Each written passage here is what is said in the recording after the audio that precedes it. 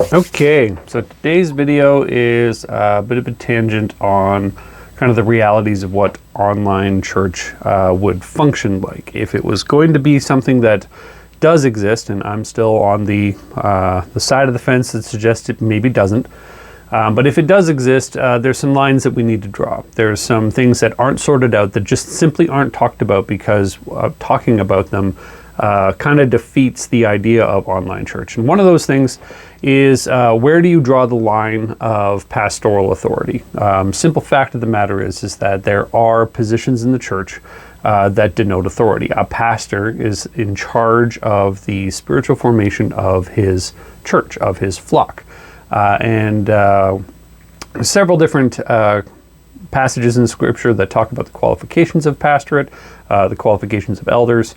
But the one I want to draw your attention to is Hebrews 3:16. I'm going to read it here. Obey your leaders and submit to them, for they are keeping what... We're going to try that again. Obey your leaders and submit to them, for they are keeping watch over your souls, as those who will have to give an account. Let them do this with joy and not with groaning, for that would be of no advantage to you. Now, kind of hidden in the context of this verse and in the subtext of this verse is that pastors have to give an account for the flocks that they have.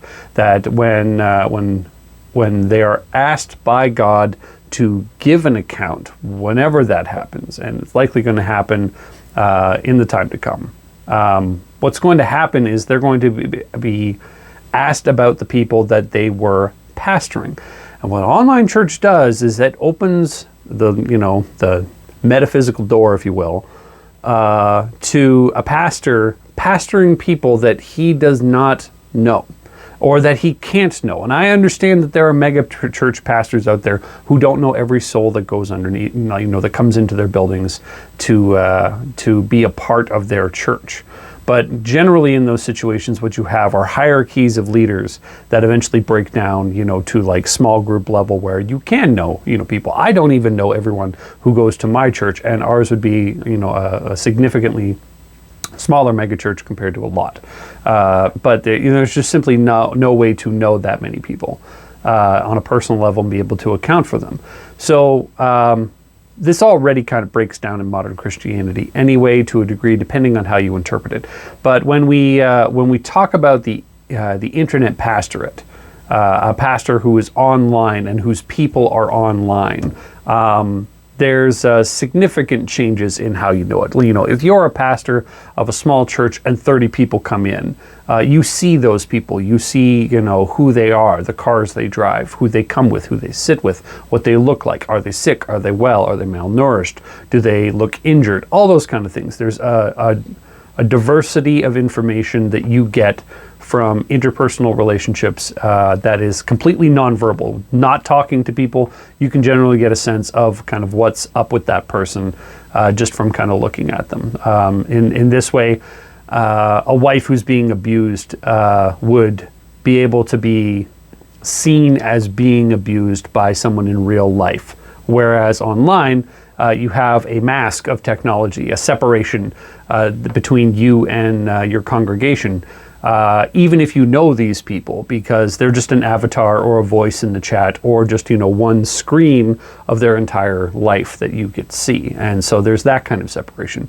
But further to that, because the internet is designed to scale information to anyone who wants to find it, what you get is the function of church, or rather like the kind of building blocks of church that we use for personal discipleship and for the building up of the saints in a locale environment. You get that spread across the entire world depending on who finds the content.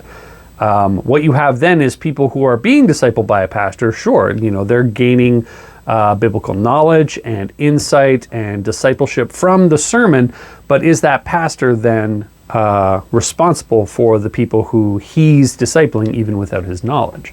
Paul doesn't talk about this, to my knowledge, in his writings, because he doesn't view his writings as church.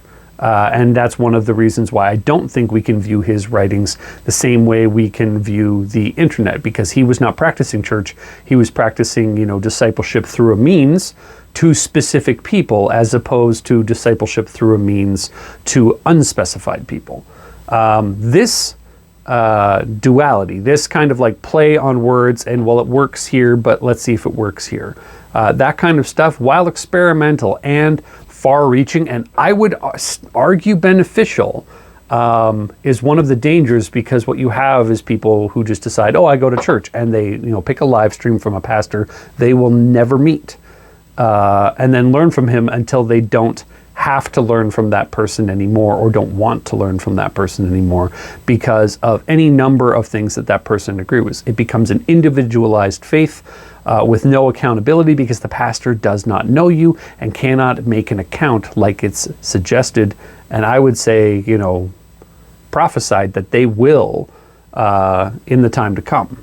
So I want to kind of leave you with that whatever online ministry strategy you have has to kind of denote that if you're going to use online to disciple people and to be a pastor online, how do you then make account of the people that you are pastoring? Or is it just, I tried my best? It suggests from Scripture that that's not sufficient, that your leaders will have to make an account for specific people that they are leading, like a small church is able to do, like larger churches are able to do through hierarchy, but how the online church, I don't think, can do at the scale that it's necessary to do church. So some food for thought. We'll talk to you guys later.